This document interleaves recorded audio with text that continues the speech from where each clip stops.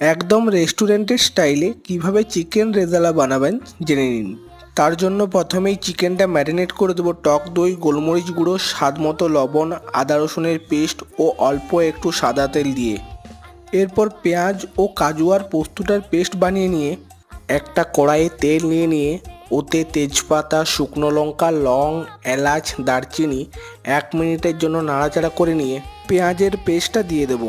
পেঁয়াজের কালারটা এইরকম হয়ে গেলে ওতে ম্যারিনেট করা চিকেনটা দিয়ে 7 থেকে 8 মিনিট ঢাকনা দিয়ে কুক করে নেব। তাহলে চিকেনটা থেকে সমস্ত জলটা বেরিয়ে যাবে। ঠিক সেই সময় দিয়ে দেবো কাজু ও পোস্ত বাটাটা। ভালো করে মিশিয়ে নিয়ে 1 টিস্পুন কেওড়া জল ও ভাজা মশলাটা দিয়ে আরও 5 মিনিট ঢাকনা দিয়ে কুক করে নেব। এবার সবশেষে অল্প একটু চিনি দিয়ে 2 মিনিট কুক করে নেব। তাহলেই রেস্টুরেন্ট স্টাইলের চিকেন রেজালা একদম তৈরি।